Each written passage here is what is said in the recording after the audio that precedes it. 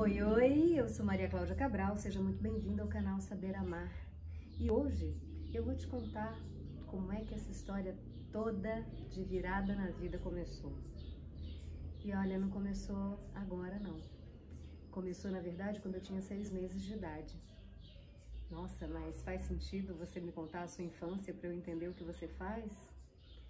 Espera, fica comigo que você vai entender que faz todo sentido. Faz todo sentido se você souber, por exemplo, que de 0 a 7 anos eu morei em 5 cidades.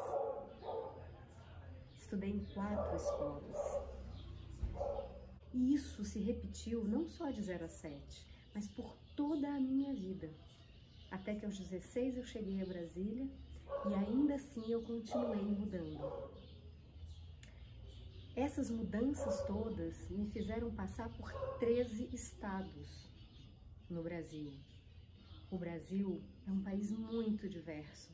Morar em Minas é muito diferente de morar em São Paulo, mesmo os 2 estados estando na região sudeste. Morar na Bahia é diferente de morar em Belém. Morar em Brasília é diferente de morar em Goiânia. Se você é de Goiânia ou de Brasília, você sabe disso. E eu passei por todos esses estados e mais alguns. Isso foi me preparando, e agora eu vejo, para cumprir a minha missão na vida, que era exatamente ajudar as pessoas a encontrarem o seu lugar no mundo e terem clareza da sua missão. Fica comigo e presta bem atenção. Pensa que eu tinha 14 para 15 anos, tinha morado 3 anos em Salvador. Eu era líder de turma, presidente do Grêmio da escola, eu fazia parte do grupo de teatro, estava no grupo jovem da Igreja Católica, naquela época eu era católica. E tinha uma relação na escola que era incrível. Eu tinha muito prazer em ir para a escola. Ir para a escola era minha grande alegria, meu grande divertimento. Eu conhecia todo mundo me conhecia. O diretor, eu e todos os meus colegas chamávamos de Toninho. E aí meu pai chega com a notícia bombástica de que a gente ia morar em São Paulo. Tá tudo bem, até os 14, 15 anos eu me mudava mesmo a cada 2 anos, a cada ano e meio. Então eu já sabia o que era uma mudança. Só que daquela vez foi diferente. Eu tinha feito laços profundos. Eu tinha dado o primeiro beijo, eu tinha tido o primeiro namorado. Eu tinha amigas que eu cultivo até hoje, que eram muito próximas de mim. As melhores amigas. Então, como de hábito, meus pais mandaram a gente para casa dos meus avós, em Fortaleza, onde eu sempre passava minhas férias de verão e as de inverno também. E nós ficamos lá, passamos Natal, eles foram na frente para São Paulo para organizar a casa para nós. E assim nós seguimos, como sempre fizemos. Mas São Paulo é muito diferente de Salvador. Não é melhor nem pior, é só diferente.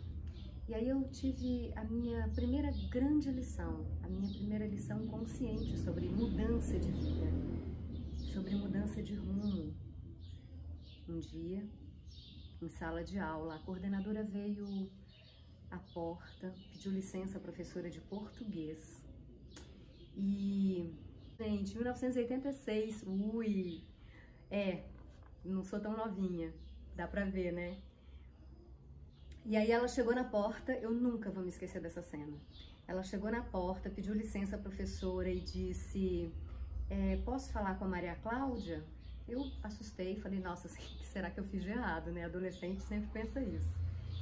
E aí ela dirigiu a palavra a mim e disse, Maria Cláudia, você poderia falar com seu pai? Porque semana que vem tem uma festa aqui na escola e nós queríamos a banda da base aérea, que ela pudesse vir tocar aqui pra gente e tal. Meu pai era subcomandante da base aérea de Cumbica, onde hoje fica, ali ao lado onde fica o aeroporto de Guarulhos. E aí eu me dirigi a ela também e falei, pois não, eu posso, claro que eu posso falar com meu pai, mas eu acho que seria interessante se você fizesse uma carta, né, um documento escrito da escola e eu levasse para o meu pai, porque certamente ele vai precisar disso para liberar a banda. Um documento que justifique. E a coordenadora concordou, se despediu, foi embora e eu continuei ali, sorridente, feliz em ajudar. Quando a professora vira para mim, quase que imediatamente fala: petulante você, hein, mocinha? Chamando a coordenadora de você? Você deve se achar muito importante. Gente, sério, aquilo foi um choque para mim. E não é muito fácil falar sobre isso cada vez que eu conto essa história. Porque eu não tinha sido arrogante nem petulante. Lembra, eu acostumada a chamar o diretor de Toinho, conhecer todo mundo na escola. Então, para mim era natural chamar o coordenador de você ou o diretor de você. Em Salvador não tinha dessa. Ali eu aprendi uma importantíssima lição para o resto da minha vida. E talvez ali tenha a primeira grande semente, o alicerce da minha percepção de que certo e errado são muito relativos. Normal e anormal são muito relativos. Depende de contexto, depende do lugar onde você está. E se depende de algo, então não é universal. Ali nascia para mim, na carne, em cada uma das minhas células, nas minhas emoções, o conceito de relativismo cultural, que só muitos e muitos anos depois eu fui tomar contato na faculdade. Então, São Paulo me trouxe essa percepção. São muitos Brasis, são muitos países. Isso me ajudou na minha profissão depois. E vocês vão já já saber do que eu tô falando. Fica comigo até o final que você vai sacar também. E de São Paulo, onde eu fiquei 11 meses, eu fui para o Rio de Janeiro. Tcharam! Super diferente de São Paulo. De lá, nós fomos para Brasília. A essa altura, eu tinha 16 para 17, porque no Rio eu também fiquei só 11 meses, da primeira vez que eu morei lá. E quando eu cheguei a Brasília, eu era uma adolescente que se sentia sem raízes, que se sentia sem lugar, que se sentia um pouco perdida, porque eram tantas referências e ao mesmo tempo nenhum chão firme para me sustentar. Embora todos os esforços que os meus pais tenham feito para nos dar essa segurança. Então, Brasília soou para mim como chegar em casa, porque para quem conhece Brasília, Brasília é exatamente isso, uma colcha de retalhos. Eu escrevi sobre isso no blog Arcamundo em 2005, depois escrevi sobre isso no meu blog, no Blogspot, alguns anos atrás. Brasília é uma colcha de retalhos, e eu me sentia uma colcha de retalhos já aos 17, 18 anos.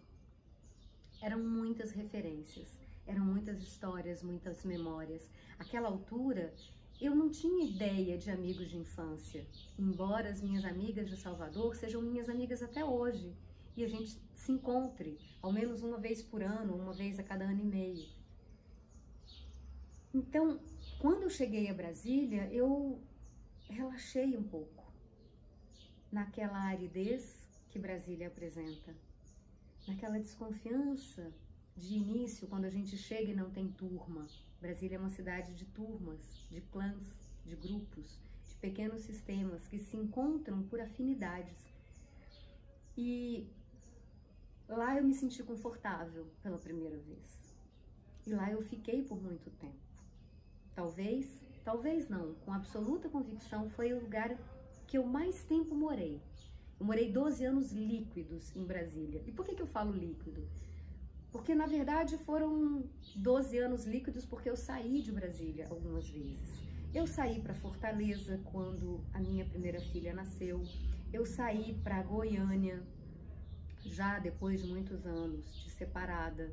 Eu saí para o Crato, no Ceará, pouco antes de sair de vez. Eu saí de lá para o Rio e fui indo e voltando, porque Brasília era a minha base, era o meu esteio, porque Brasília era diversa como eu era diversa. Brasília tinha muitas raízes, como eu sentia que tinha muitas raízes. E lá em Brasília, eu fiz a minha faculdade. E aí teve uma outra virada importante para mim, porque aos 18 anos, aos 17 anos, a gente não tem muita clareza, alguns de nós, alguns têm, mas eu não tinha clareza exata do que escolher. Então eu fiz um teste vocacional, e esse teste vocacional apontou 3 caminhos que para mim faziam muito sentido: medicina, psicologia ou artes cênicas. Eu fazia teatro desde os 13 anos. Então foi uma alegria ver que o meu teste vocacional apontava para esse caminho. Foi no momento em que escutei o meu pai dizer: minha filha, qualquer profissão que você escolha, anota isso, qualquer profissão que você escolha, com o seu coração, por paixão, vai te dar bons frutos. Porque tudo aquilo que a gente faz com paixão, floresce. Mas artes cênicas no Brasil é para Fernanda Montenegro. Isso foi o que o meu pai disse. Você sabe o que eu escutei? Eu escutei assim: minha filha, você não é Fernanda Montenegro. Então, esquece esse assunto e vai fazer alguma outra coisa. Segunda lição importante, né? Porque o que as pessoas falam nem sempre é o que a gente escuta. E se a gente não checa, a gente acaba fazendo grandes bobagens. Ainda mais quando a gente é muito jovem. Eu acho que você talvez já tenha passado por isso, eu não sei, mas eu passei. E de outro lado, a minha mãe, que era muito mais enérgica do que meu pai, simplesmente disse: você não vai mais aos ensaios de teatro até você passar no vestibular. Eu era protagonista da peça naquele ano. E o vestibular era só depois do término do ensino médio. Eu fiquei muito frustrada e me senti muito triste, porque eu não podia honrar o compromisso que eu tinha com os meus colegas de elenco. Mas o professor entendeu. E assim eu deixei o teatro. O que eu vou fazer que seja parecido com cênicas? Então, como eu gostava muito de ver filmes de julgamento, eu falei: o que é similar a um teatro é o tribunal do júri. Vou fazer direito. Minha mãe exultou. Era o sonho da minha avó ser advogada e ela tinha pouco estudo. Até hoje no Brasil tem uma cultura de que ser advogado, ser juiz, ser promotor de justiça é um grande mérito. Então, com aplauso da minha família, eu respirei fundo e disse: ok, comecei o curso de Direito. E como tudo que eu começo eu me entrego, eu me apaixonei pelo direito. A partir dali eu me tornei, não a Maria Cláudia, desconhecida dos meus colegas, mas a Claudinha nota 10. Porque eu me tornei uma excelente aluna de direito, eu me dediquei. Até que lá pelo 3º ou 4º semestre eu fui estagiar num escritório. E nesse escritório eu vi coisas que me deixaram completamente zonza. Eu vi colegas advogados recebendo por fax, naquela época se usava fax, eu nem sei se hoje se usa, pedido de um juiz amigo deles do norte do país, e ele pedia ajuda para redigir uma sentença. Eu fiquei chocada. Estavam lá os advogados do escritório redigindo uma sentença para um juiz que não sabia redigir uma sentença. Aquele foi o primeiro baque para mim. Primeiro pela falta de ética daquela postura. Dele, dividir essa tarefa com advogados. Outra, por ele não saber e tá lá, ocupando uma cadeira de juiz. Existem juízes maravilhosos no país, existem promotores de justiça maravilhosos, procuradores da República incríveis, existem excelentes advogados. Mas pensa comigo, eu tinha 20 anos naquela altura. Eu tinha um ideal de direito que eu tinha aprendido na primeira aula com Ana Maria Duarte Amarante Brito. Eu tinha ideais de direito que eu tinha aprendido com Paulo Gonet Branco, um procurador da República que tinha sido o mais jovem procurador àquela altura. Excelentes professores. E de repente eu vejo aquela realidade. Aos 20 anos aquilo foi chocante. Mas como se não bastasse isso, algumas semanas depois que eu ainda estava no escritório, o dono do escritório me assediou sexualmente. E eu não consegui botar os pés nunca mais naquele escritório. Para mim ficou uma ideia de prática do direito, de prática da advocacia, profundamente contaminada por aquelas imagens que eu tinha visto naquele determinado escritório. E eu não consegui mais. Nunca denunciei. Naquela época a gente não tinha essa prática. E tudo bem, passou. Passou? Você acha que passou? Não, não passou. A partir dali, o meu desempenho na faculdade caiu drasticamente. Eu perdi o encanto pelo meu curso, porque eu não via futuro justo, aquele futuro ideal da prática do direito. Para mim, que era muito jovem, eu generalizei que todos os operadores do direito eram como aquelas pessoas que eu tinha encontrado no primeiro encontro, no primeiro estágio no escritório. E tudo que eu não queria na minha vida era ser uma operadora do direito. Eu escarnecia o direito. Eu não queria ser advogada, eu não queria ser juíza, eu não queria ser promotora, e eu cheguei a ter muita raiva. E a raiva não era deles. Muito mais tarde eu fui entender. Mas para mim, aquela jovem de 20 anos, era deles que eu sentia raiva. E eu não sentia raiva deles, na verdade. Precisei amadurecer para perceber isso. Eu sentia raiva, não do sistema, eu sentia raiva da experiência de assédio que eu sofri. Eu sentia raiva da desonestidade que eu testemunhei aos 20 anos. Mas isso é outra história. Ainda assim, eu continuei o meu curso aos trancos e barrancos, confesso. E faltando 11 matérias para eu me formar, eu engravidei da minha primeira filha. Eu levei a gravidez adiante, mesmo não tendo clareza sobre se o Joey era mesmo o homem para mim. E me foi cômodo fazer essa escolha, porque eu sempre quis ser mãe. E 2, porque eu precisava de uma boa desculpa para empurrar literalmente aquele curso com a barriga. E assim foi. Faltando 11 matérias, eu empurrei o meu curso por mais 4 anos. E eu só fui me formar 8 anos depois que eu entrei na faculdade. Sem convicção, sem respeito pelo meu curso. Por uma dor, por uma mágoa daquela jovenzinha de 20 anos.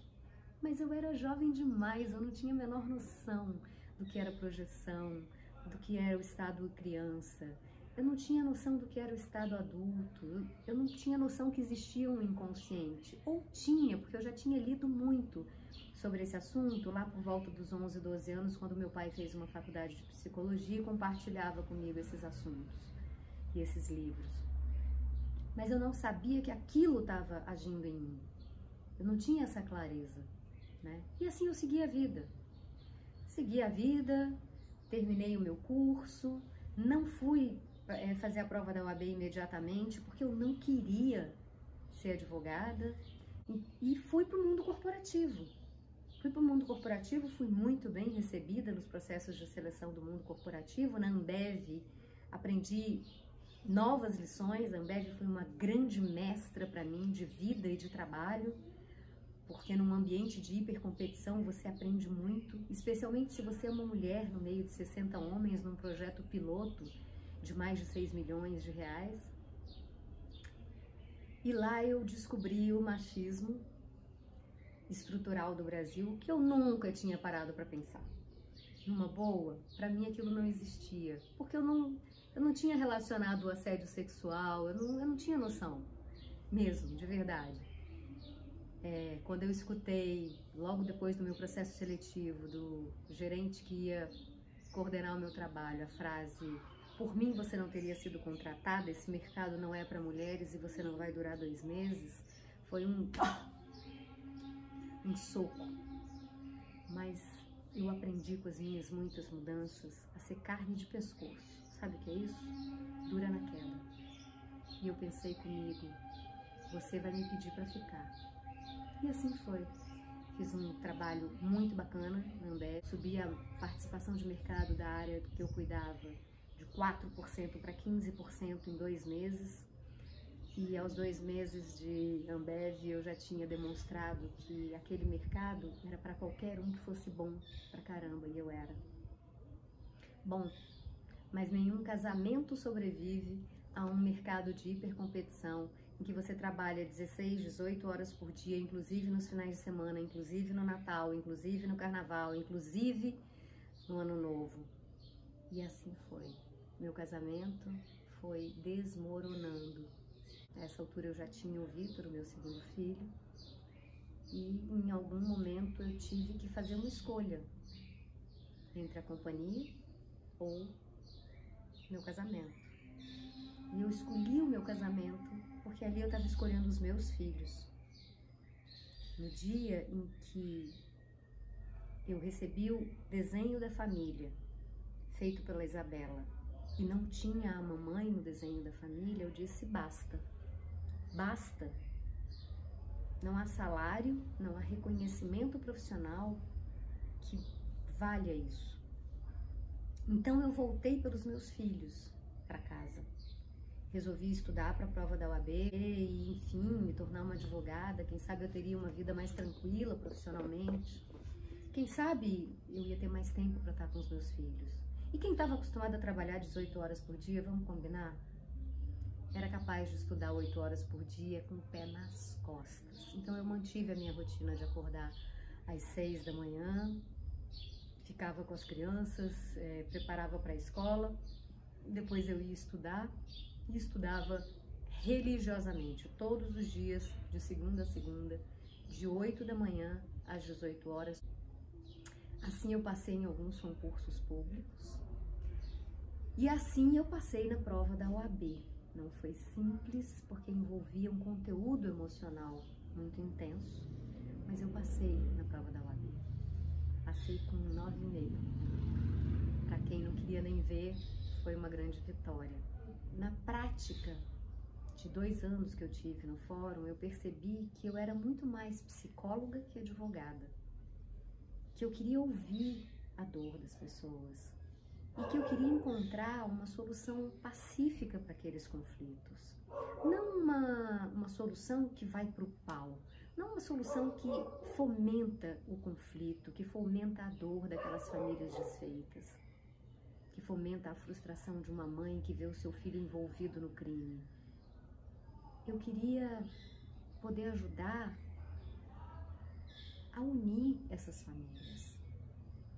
Ou a reatar, ou a separar, mas separar de um lugar de respeito pela mãe daqueles filhos, pelo pai daqueles filhos. E no dia que eu saí de uma audiência de família, pro banheiro do fórum, e passei mal, coloquei tudo para fora, eu disse, chega, basta, eu não quero mais. Eu não quero mais continuar separando pessoas. Eu tinha um ideal de justiça. Então, eu deixei essa vida. A essa altura, o meu próprio casamento acabou. Acabou exatamente quando eu não tinha mais o mundo corporativo, eu não tinha mais esse emprego. Eu estava com, acho que uns 2 ou 3 casos particulares, mais o tempo que eu doava lá no escritório modelo da OAB. E esse apito maravilhoso é o trem que passa aqui em São João del Rei, a Maria Fumaça, que vai para Tiradentes. E eu não sabia muito o que fazer, recém-separada, com 2 filhos para criar, sem um emprego, sem um salário, sem uma remuneração estável, e o trem continua apitando. Eu chorava, todos os dias eu chorava. Chorava sem que os meus filhos vissem. Chorava sozinha no parque da cidade, lá em Brasília. Quem conhece Brasília, conhece o parque. Eu tomava café da manhã com eles, levava para a escola e ia para o parque. Lá eu sentava, do lado do laguinho do Pesque Pague, chorava. Eu tinha tantas dúvidas, eu estava com 30 anos, eu tinha tanto medo. Eu morava em Brasília, minha família tinha ido embora. Eu não tinha ninguém. Eu só tinha a família do Joey, meu ex-marido. Eu não tinha renda estável. Na nossa separação, por mais consensual que tenha sido feita, ele me deixou um carro, que não era um carro, era uma dívida de 57 parcelas para pagar. E eu, ainda por cima, sentia medo. Eu sentia muito medo. Quem ia querer uma mulher com 2 filhos? Com 2 filhos pequenos para criar. Então eu tinha essa fantasia de que ninguém mais ia me querer, de que eu ia ficar sozinha para sempre, de que eu não tinha condição de criar os meus filhos, de que eu não tinha sustentabilidade econômica. Eu não sei se você já passou por isso, mas é assustador. É assustador. E eu passei os primeiros 30 dias chorando, sem sair de casa, estava em frangalhos. Não dava para começar nada do jeito que eu estava.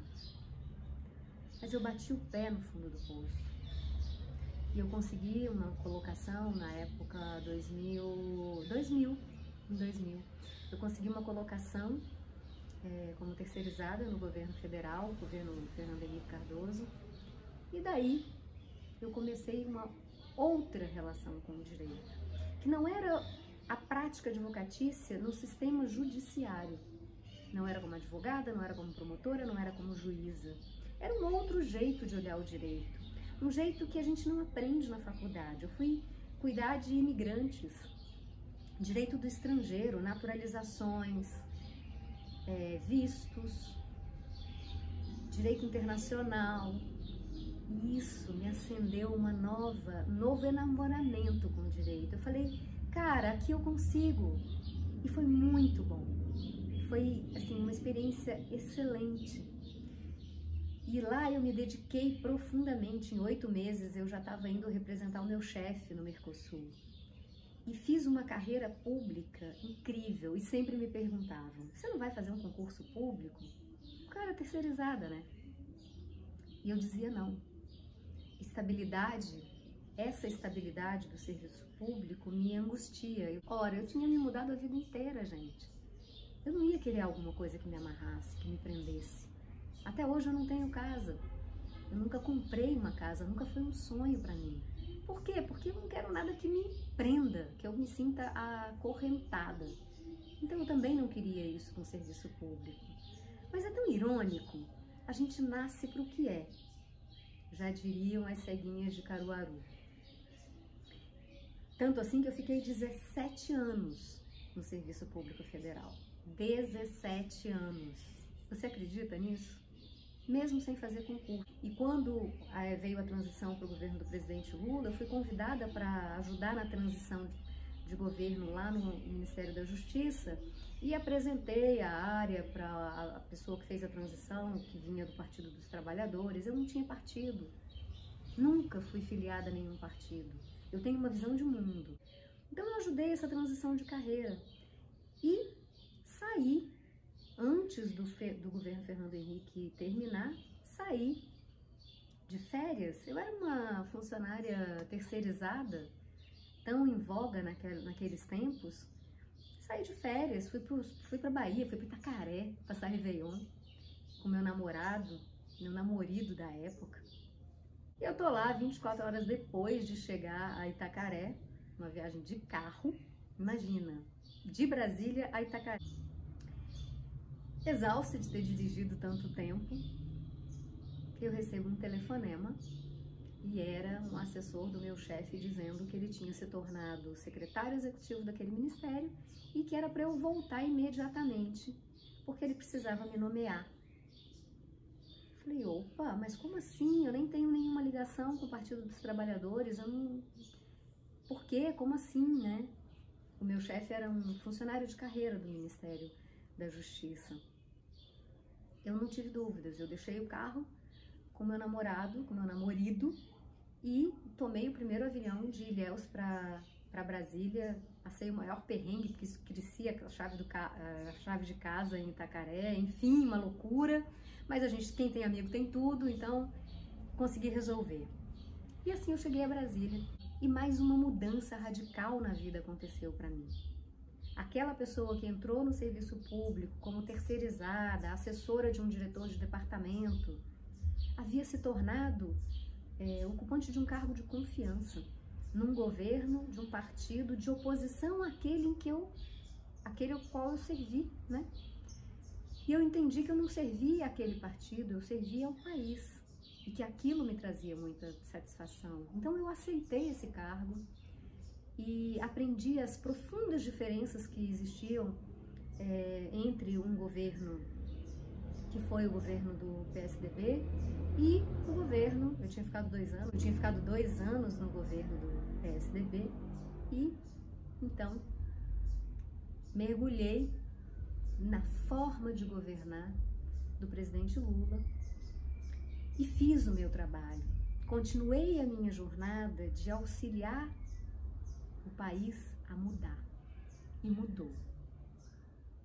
Se você não viu, tá tudo bem. Eu respeito o seu ponto de vista, embora eu não concorde com ele. Mas o Brasil mudou muito. Eu passei a representar o Brasil em organismos internacionais. Eu ajudei a criar um departamento de combate à lavagem de dinheiro e à corrupção. É tão diferente isso do que eu fazia antes. Pensa que eu já vendi cerveja? Pensa que eu já trabalhei em banco? Se você olhasse o meu currículo naquele momento, você diria assim, gente, quem é essa pessoa? E no meu currículo também estava plasmado uma colcha de retalhos. Eu tinha muitas experiências. Mas eu sempre estive aberta ao que o universo me trazia. E era isso que ele estava me trazendo.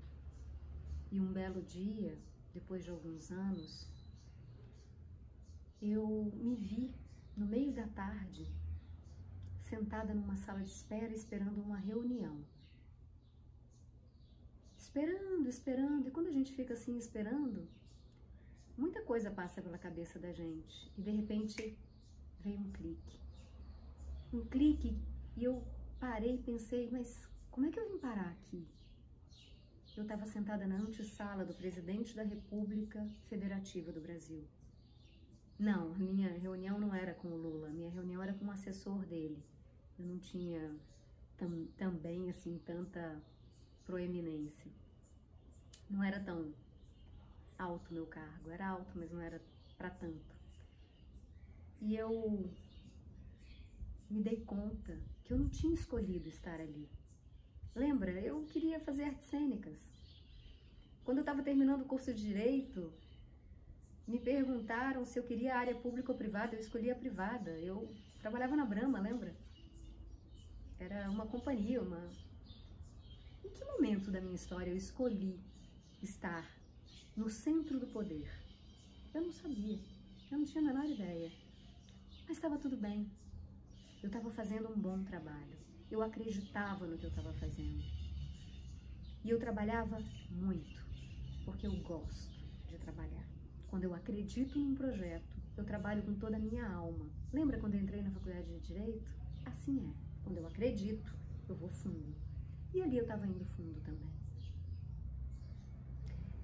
Ali também eu aprendi que, às vezes, a gente precisa estar aberto para as possibilidades.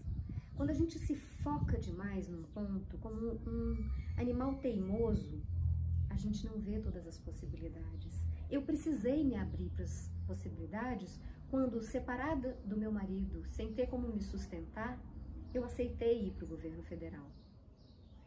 Para um governo que eu não tinha ideia que era o governo do Fernando Henrique. E depois, quando eu aceitei permanecer no governo do presidente Lula.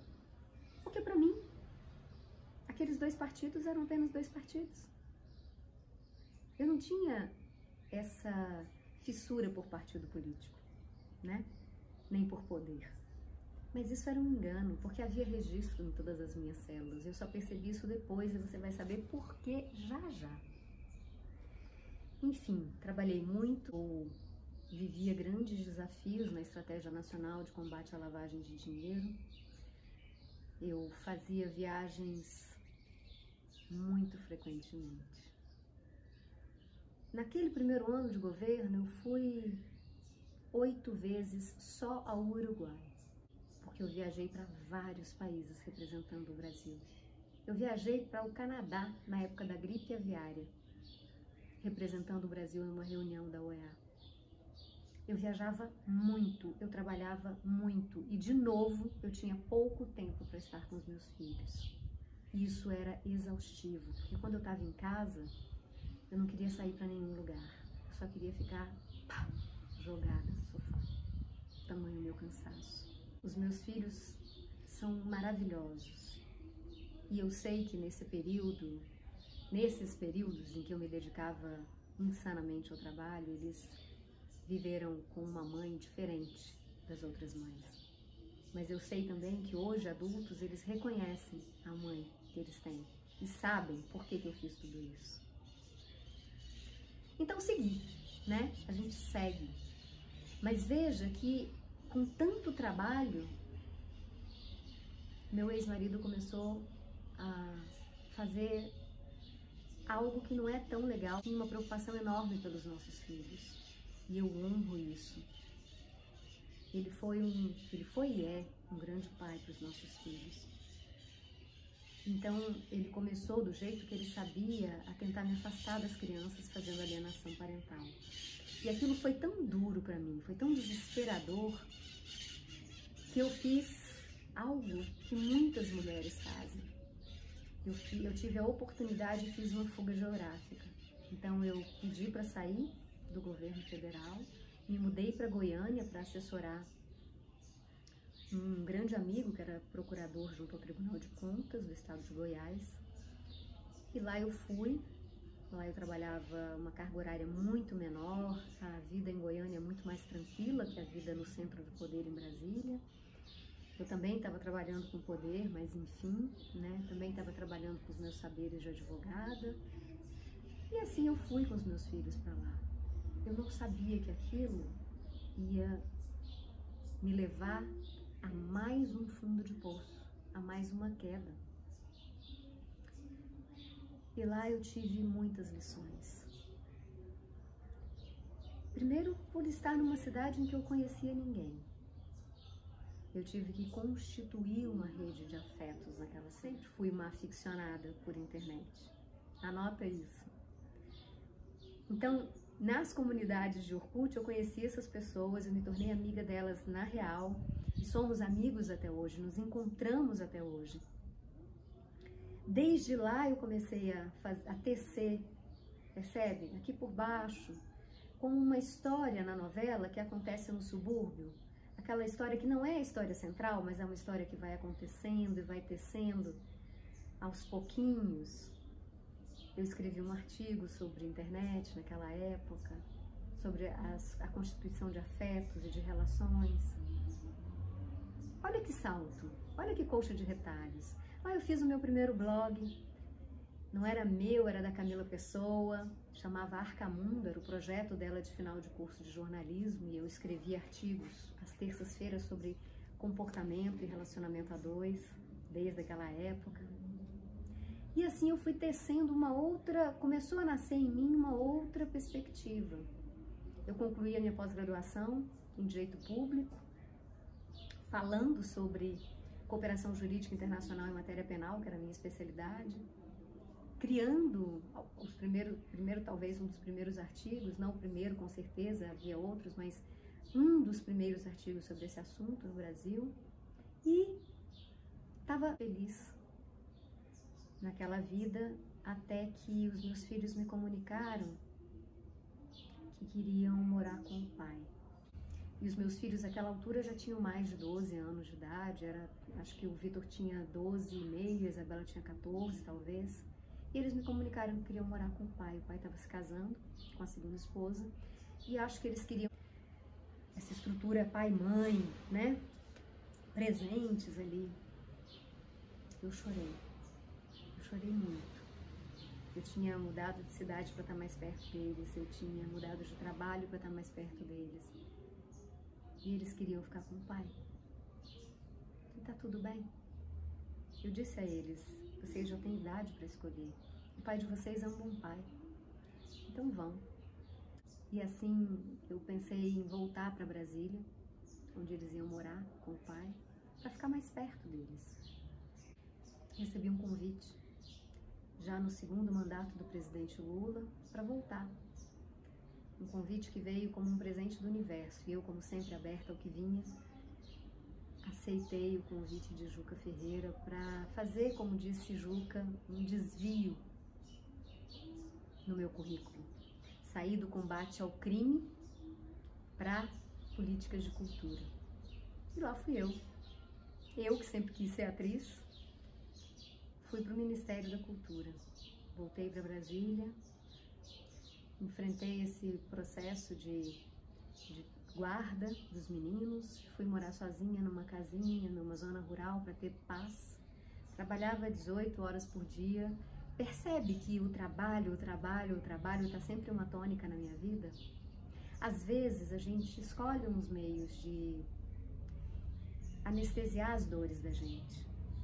E eu usava o trabalho para anestesiar a minha dor. Seja, fosse ela qual fosse, a dor da separação, a dor da separação dos filhos, as dores que eu vivi pessoalmente, em outros âmbitos, todas elas eram compensadas no trabalho. E eu me joguei no Ministério da Cultura. Claro, eu era uma espectadora da cultura, eu era plateia. E de repente eu estava pensando políticas públicas para a cultura. Eu precisava estudar, eu precisava mergulhar naquele universo, desde uma perspectiva de quem está formulando respostas para a sociedade. E assim eu fiz.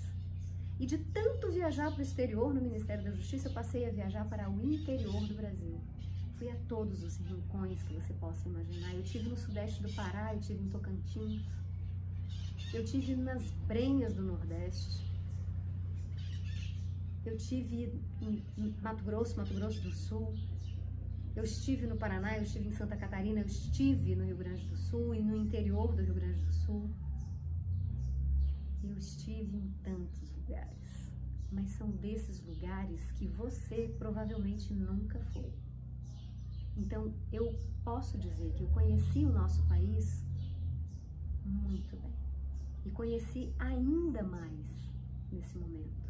Porque eu já não era uma adolescente viajando com os pais, protegida pela história de uma família de militares desde o século XIII.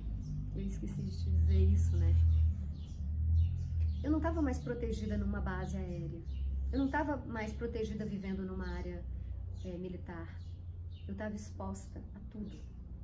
Exposta a todas as necessidades do nosso povo, a todas as dificuldades de transporte que o norte nos traz, com suas belezas da floresta. Eu estava exposta a tudo isso. E eu trabalhei arduamente para levar políticas de cultura para esses lugares mais longínquos. E eu tenho muito orgulho do que eu fiz. E eu trabalhei tanto, e tanto, e tanto. E ao mesmo tempo eu tinha que lidar com os meus filhos e com o conflito que a relação com o pai deles me trazia. E ao mesmo tempo eu tinha que lidar com o fato de perder tudo o que eu tinha por força de um erro na Receita Federal. Sim, um erro. O ano que passou eu ganhei a ação judicial contra a Receita Federal.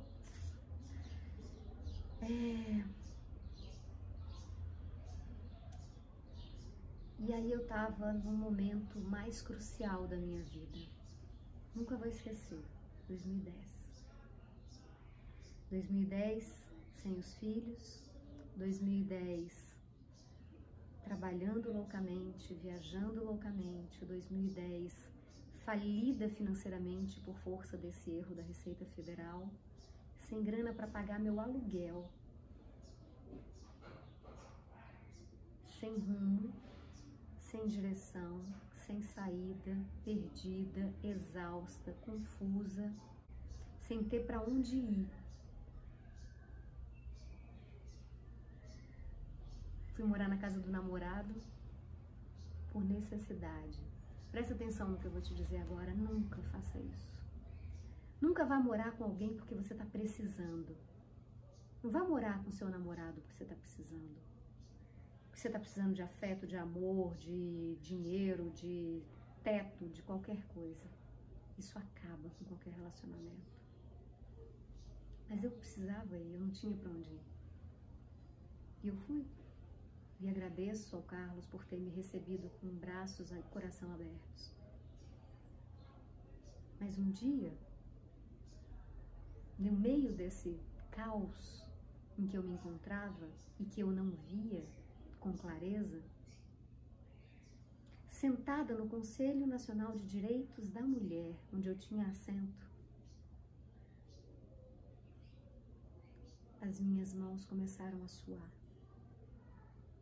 Eu senti os meus pés frios. Eu senti o meu coração disparar.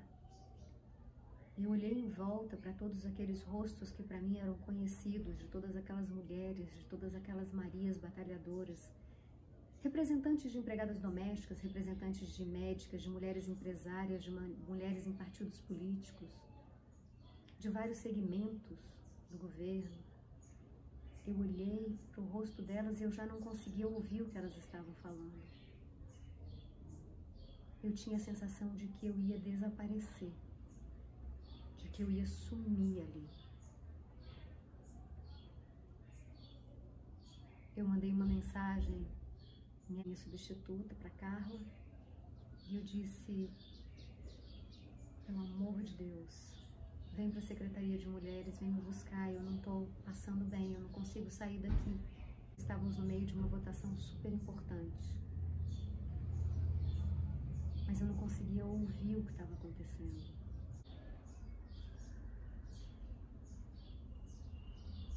As vozes delas estavam distantes, enquanto eu esperava a Carla que não chegava. Minha boca estava seca, como se não tivesse saliva, sabe? Então eu vejo a Carla aparecer lá na porta, do outro lado da sala, e a votação acontecendo. E eu me levanto, pego a minha bolsa, e a vice-presidente do conselho diz: Maria Cláudia, onde você vai? E eu disse: eu vou embora, eu preciso ir embora, eu não consigo mais ficar aqui. E ela disse: mas espera aí, a gente está no meio de uma votação.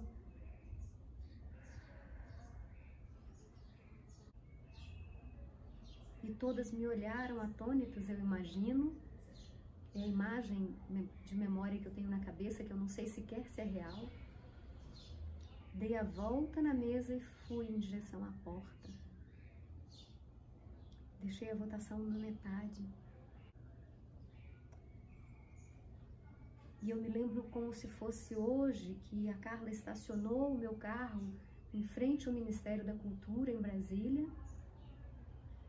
E eu aguardando para falar com o médico. Descrevo os sintomas e ele me responde: você está tendo uma crise de pânico.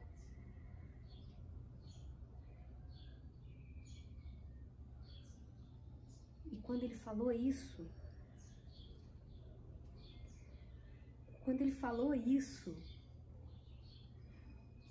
eu comecei a chorar.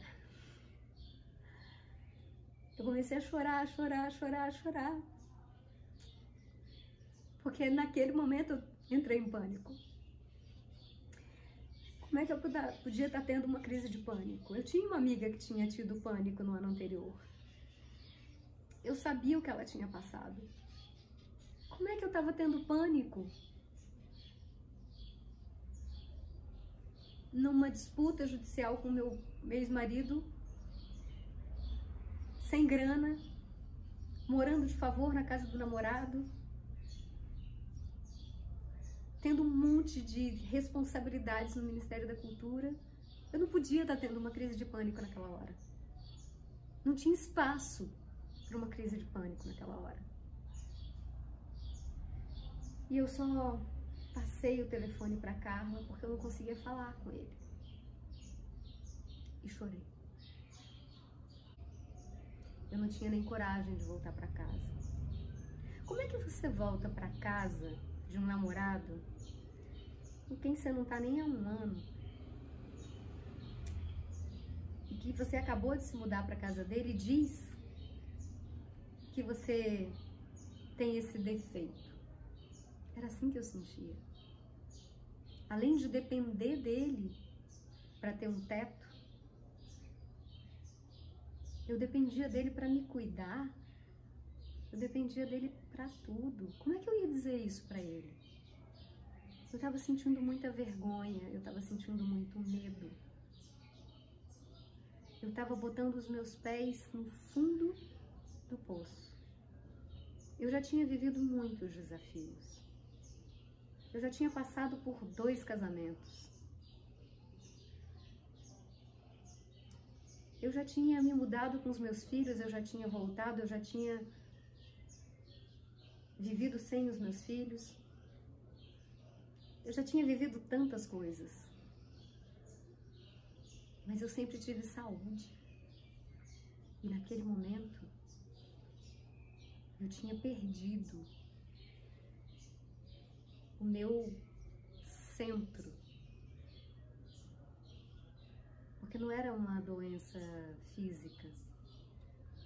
E as doenças físicas abalam muito a gente, eu tenho certeza. Mas era uma doença emocional.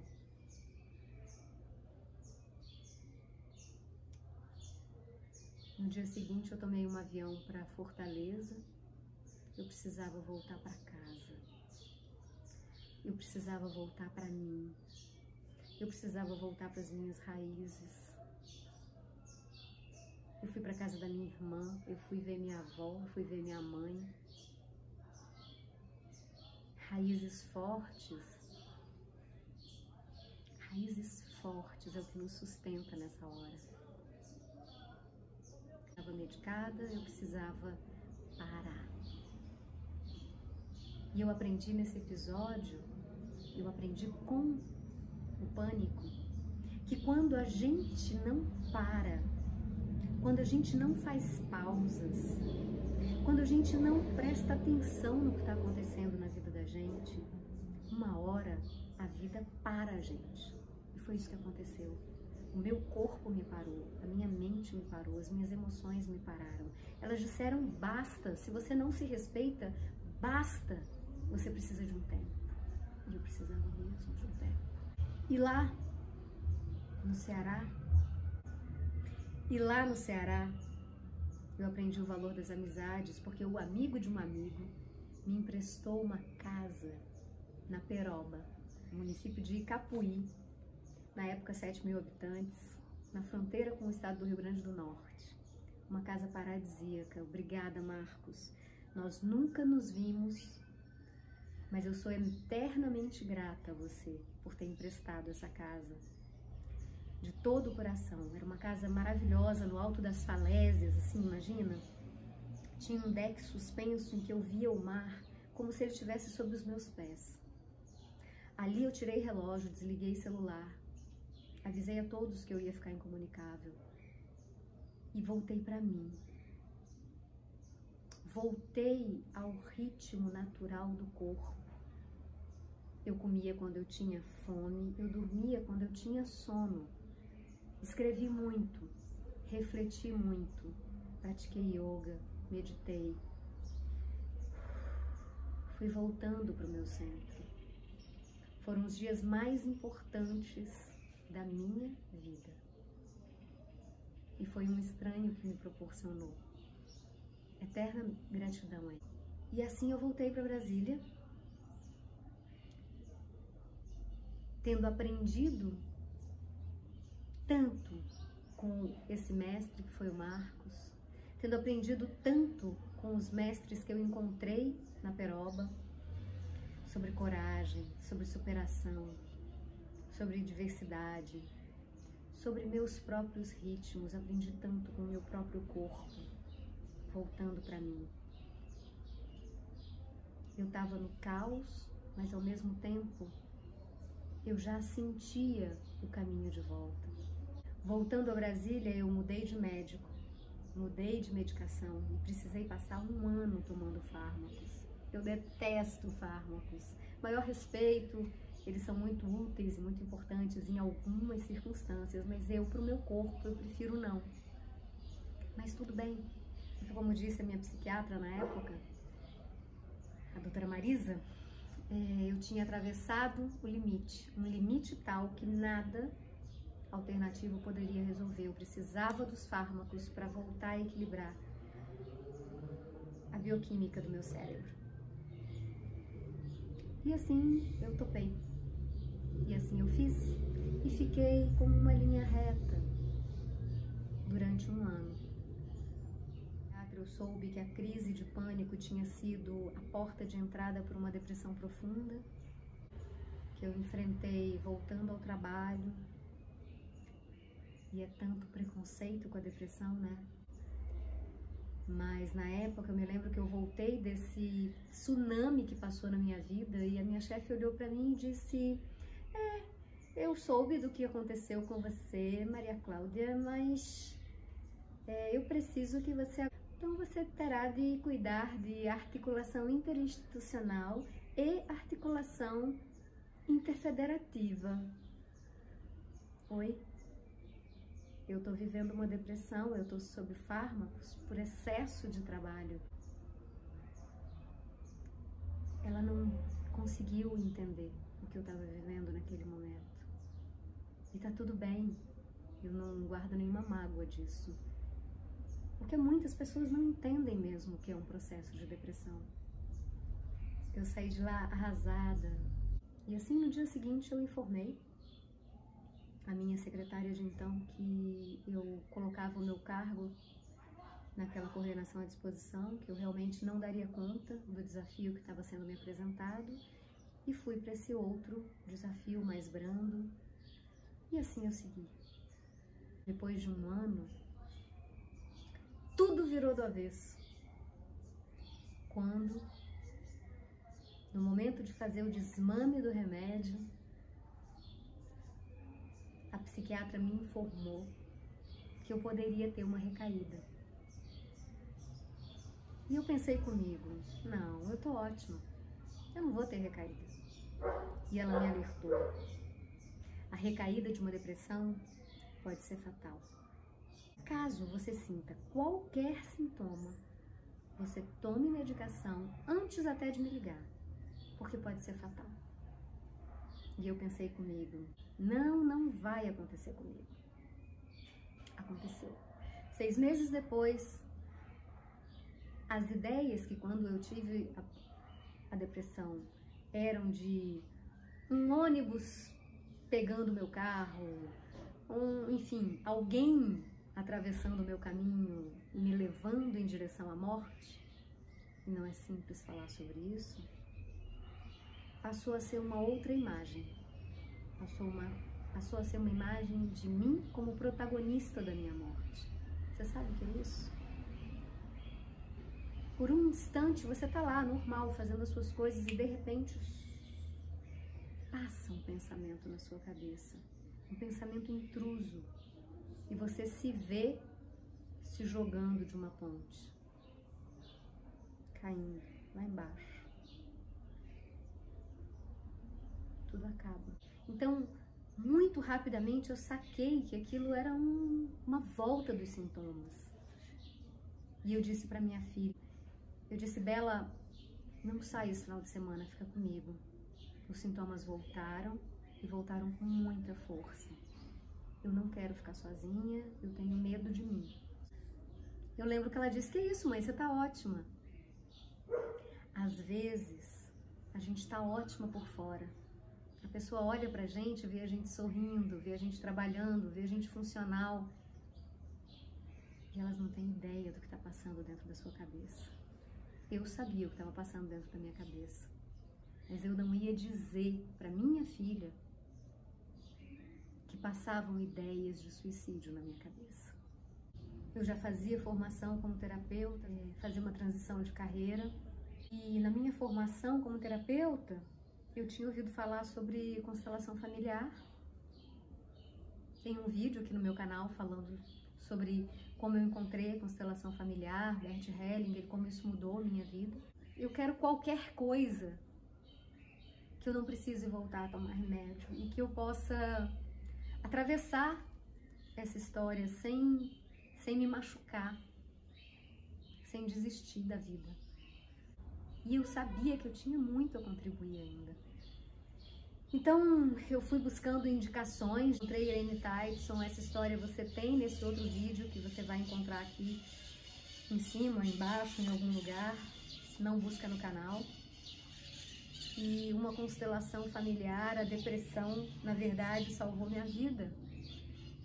Porque em uma sessão daquilo que eu não entendia, porque não é intuitiva a sessão de constelação familiar, é algo completamente distinto de tudo que você já viu. Em uma única sessão, depois mais 18 horas de um sono profundo, a depressão foi embora. E aí eu comecei uma nova jornada na minha vida. Porque depois de uma semana, sem nenhum sintoma, assim, magicamente, eu queria entender o que era aquilo. Eu queria entender o que é isso. E durante um ano, a Irene Tyson passou a ser a minha mestra. Eu precisava entender o que era aquilo. Como é que uma doença tão dolorosa, tão drástica, tão difícil, que eu tinha passado um ano tomando medicação, tinha sido resolvida no estalar de dedos. E eu comecei a me dedicar àquele caminho. Eu queria entender, eu queria sentir, eu queria viver, eu queria descortinar o mistério das constelações familiares.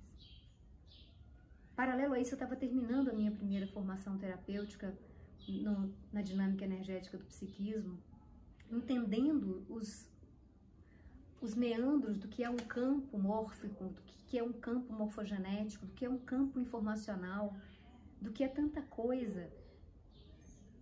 E eu fui caminhando. E aí eu fui fortalecendo a certeza de que eu precisava sair do governo, que eu precisava fazer um caminho de ajudar outras pessoas a saírem desse fundo de poço em que eu me encontrei e que eu estava saindo com a ajuda das constelações familiares, com a ajuda da terapia. E foi assim que eu comecei essa nova jornada, com muitos mestres, com Teda Basso, com Irene Tyson, com Jane Filipe. E eu continuei caminhando, lendo os livros de Bert Hellinger. Eu ainda não conhecia Bert. Continuei a jornada no meu tempo. Eu ainda precisava pagar as contas, né? A gente sempre precisa. E os processos de transição requerem que durante um tempo a gente equilibre dois mundos. Todos os processos de transição são assim. É preciso equilibrar o que está para poder levantar o pé e dar o próximo passo. E enquanto a gente está dando esse próximo passo, e isso está assim, sem chão ainda, é preciso firmeza no passo e no pé que está no chão. É preciso equilíbrio e força. E isso eu aprendi nesse momento. Então eu firmei o meu pé no meu trabalho no governo para sustentar esse processo de mudança que foi tão profundo. Não foi da noite para o dia. Foram 7 anos de transformação, de processo de mudança, de ir saindo pouco a pouco do caos. Mas eu já tinha passado por tanta coisa, afinal de contas, né? Então, eu fui constituindo essa caminhada.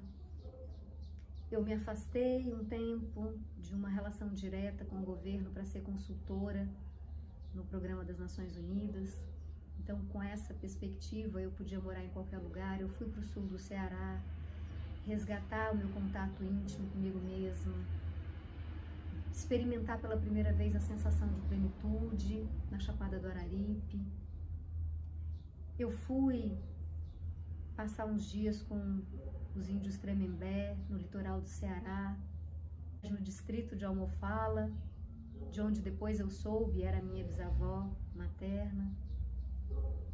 Eu fui resgatando as minhas raízes deixadas no caminho, Passei um tempo em Fortaleza, convivendo com a minha avó mais de perto, que foi profundo e foi desafiador também, mas foi tão rico ao mesmo tempo.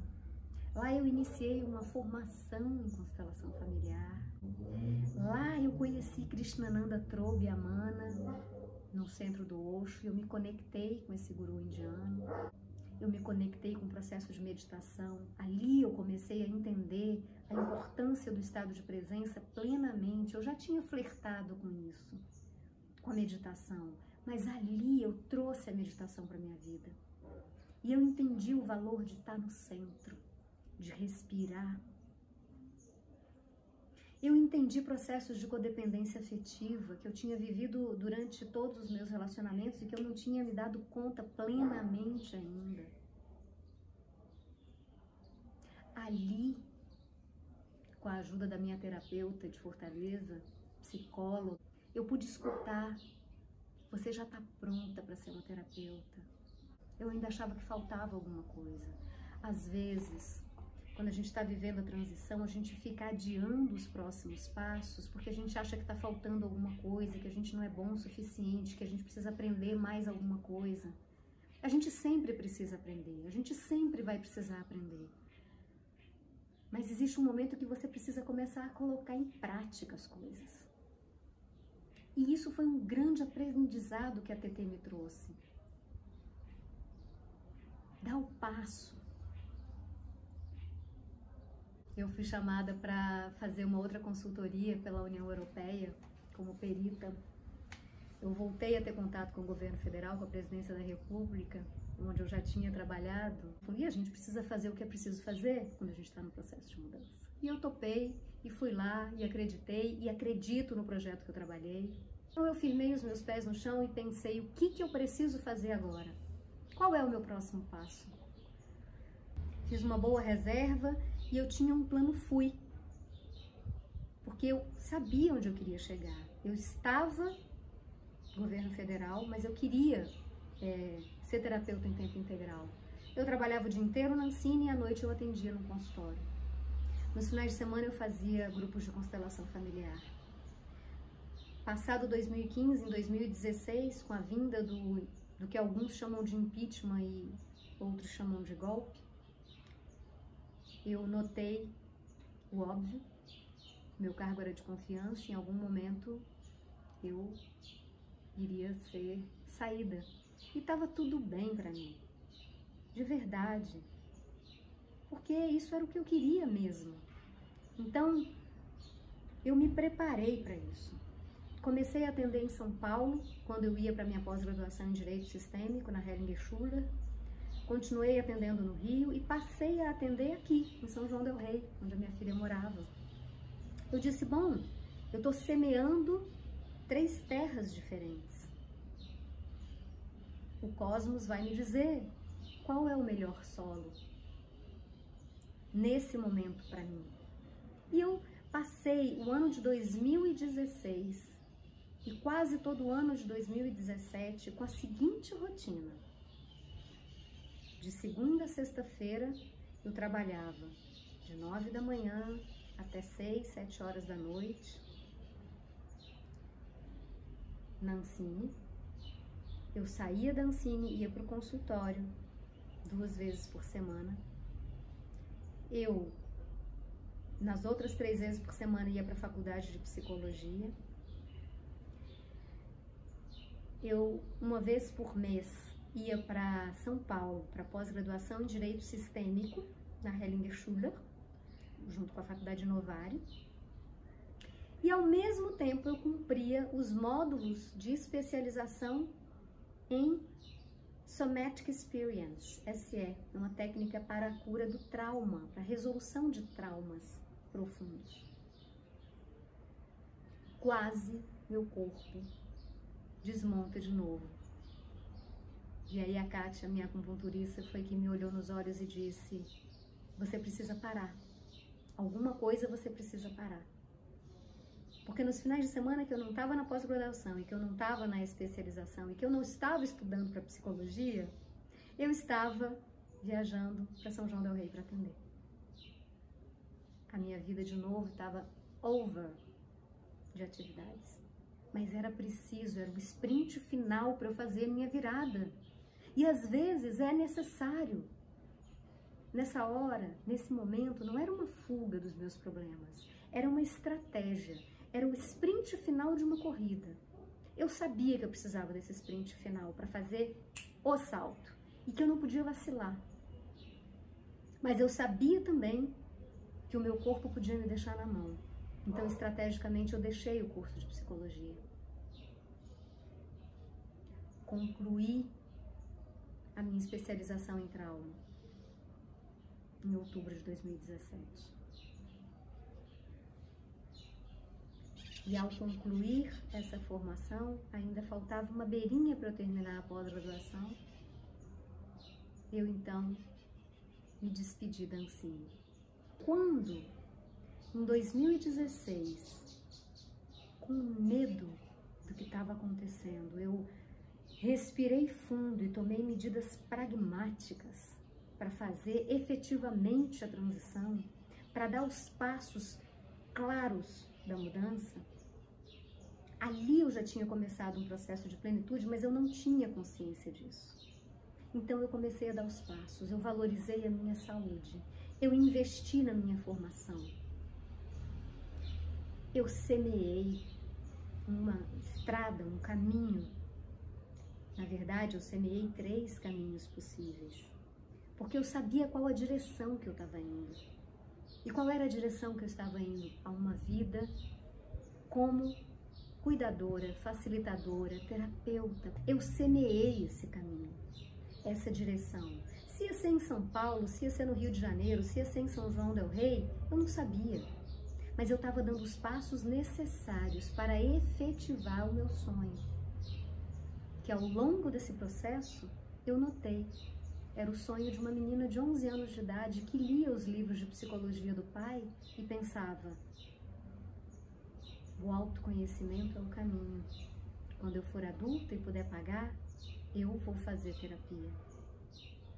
E eu vou ajudar outras pessoas a se conhecerem. Olha que louco, eu não lembrava disso. Eu lembrei ao longo do caminho. Não é maluco? A vida é assim, quando a gente olha para trás e a gente percebe toda a estrada que a gente percorreu, a gente começa a perceber naquilo que a gente escolheu e naquilo que a gente escolheu por exclusão, qual é o nosso propósito. Se a gente olhar com cuidado e com carinho para toda essa trajetória que eu acabei de te contar, você vai perceber que mesmo que eu tenha feito várias formações para ajudar casais com dificuldades, hoje eu atendo casais, na verdade, o que eu vim aprendendo foi como fazer viradas na vida, como fazer mudanças, como enfrentar o desconhecido, como acolher o desconhecido em mim, como me abrir para as possibilidades que uma nova cidade, que uma nova profissão, que uma nova relação podem trazer. Olha para tudo isso que eu te contei. Mudança atrás de mudança. Mudança de carreira, mudança de profissão, mudança de área, mudança de cidade. Contato com outros países, contato com outras culturas. Mudanças profundas, aprendizados com o meu corpo e como quando a gente se afasta do nosso corpo, do nosso ser, a gente adoece. Então, olhar para isso é perceber qual é a minha missão na vida, qual é o meu corpo. É saber qual é o meu lugar no mundo. O meu lugar no mundo. Depois de ser a primeira filha de Pedro Corrêa dos Santos Cabral e Cecília Barroso do Canto, é esse lugar que eu ocupo hoje, de terapeuta, de facilitadora de constelações familiares e de especialista em mudanças, transição, virada, mudança de rumo, volta para casa e para si. Esse é o meu lugar no mundo, essa é a minha missão na vida. E eu descobri tudo isso olhando para a minha estrada. Quando eu cheguei a São João del Rei, eu disse, eu preciso colaborar com as pessoas nisso. E criei a jornada Saber Amar, em 5 passos, é um evento presencial. E implementei no meu primeiro ano aqui, em 2018, implementei em 2019. Aqui no meu canal você vai ver alguns testemunhos de clientes de como isso ajudou eles a sair do caos e encontrar um caminho de plenitude, como eles encontraram saídas e respostas para questões que vinham atormentando eles por tanto tempo.